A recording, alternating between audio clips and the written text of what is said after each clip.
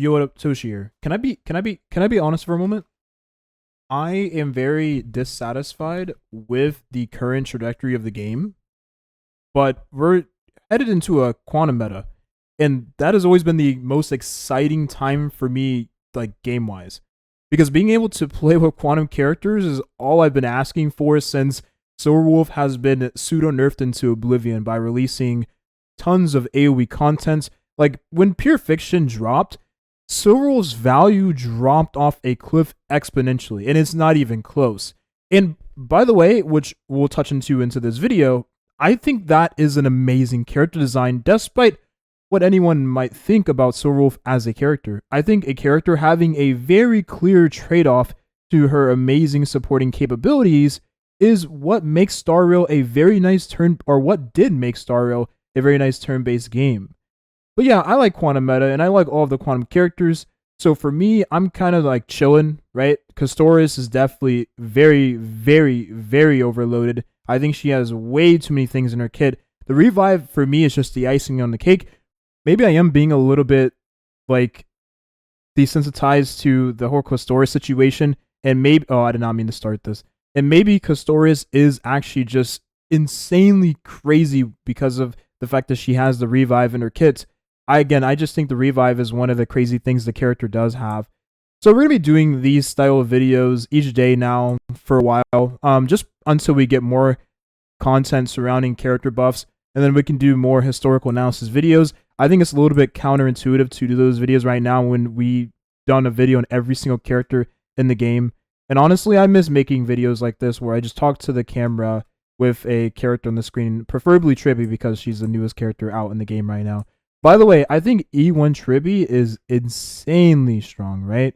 Insanely strong, and the fact that this is on an E1 is insane.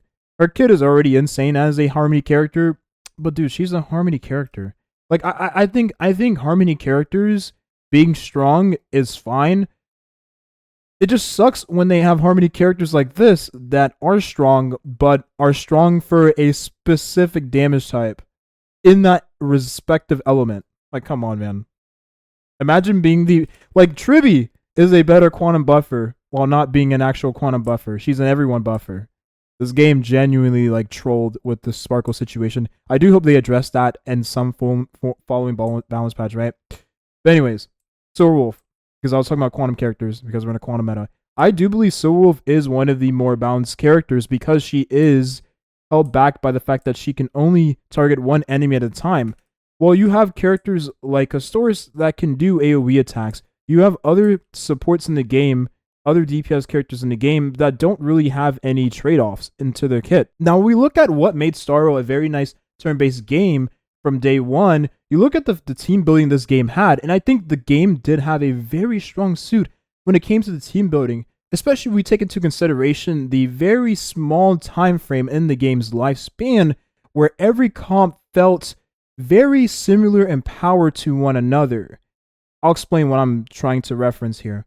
So when 2.0 did drop, we had a very solid patch, or in my opinion, the best patch we could ever have in Honkai Star Rail. And not because the beginning of Penacony was the peak of the game, in my opinion, but the fact that the two characters that did arrive in the 2.0 patch, because I made a whole video on it a long time ago. It's been like a year now, right, basically. So a year ago, I made a video on the 2.0 patch and how very, very good the patch was for the overall game's health, because the two characters that dropped, Black Swan and Sparkle, were very strong characters in their respective niche and allowed those teams, those more so niche teams, to come up to, I would say, power level with the other teams the game had currently had.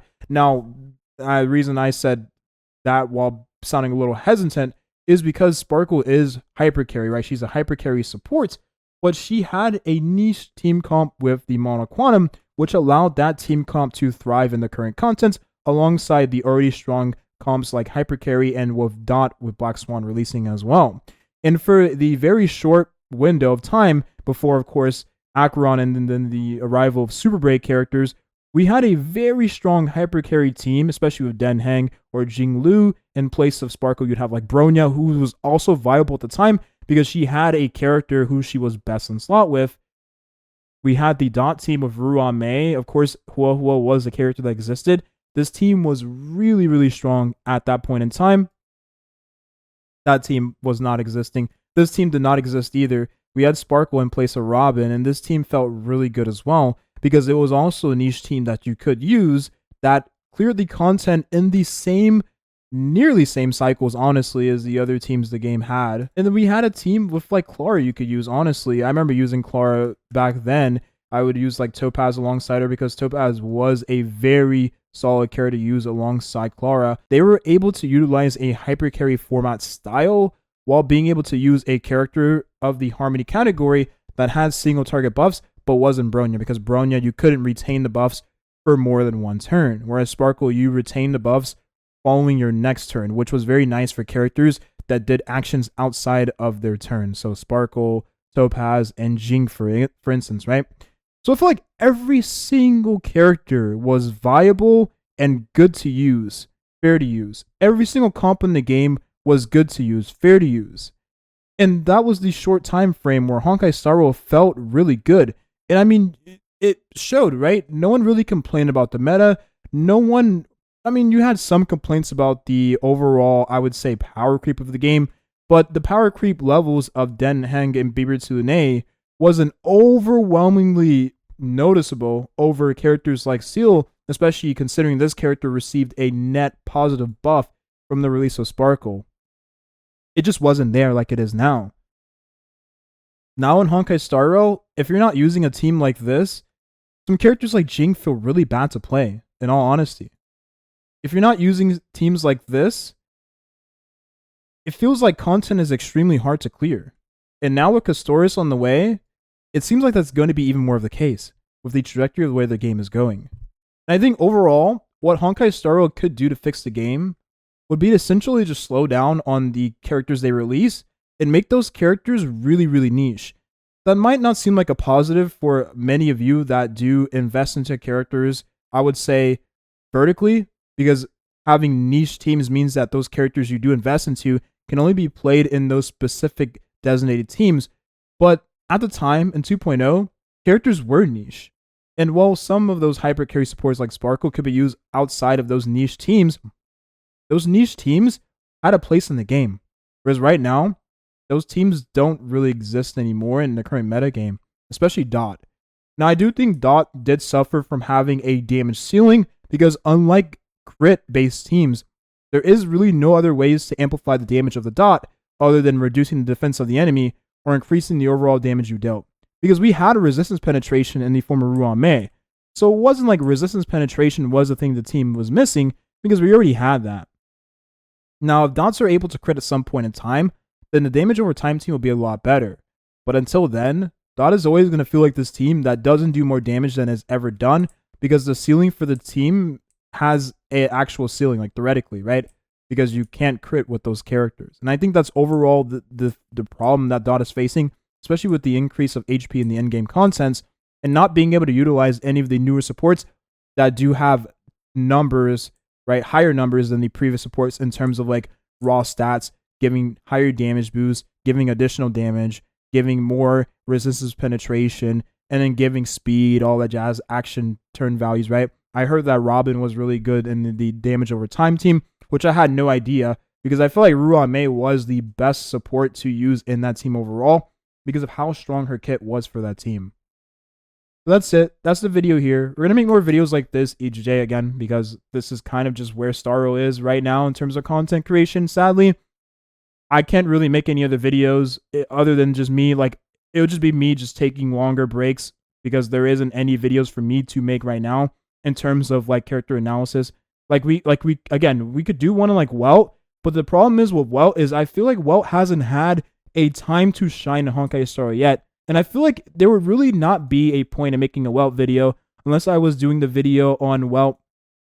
And I was talking about how Welt essentially would be a character that would work in a game like this if the game didn't have a arbitrary turn order cycle number, right? If that was the case for Honkai Star Rail, Welt would be one of the best characters in the game. But that just doesn't exist, right?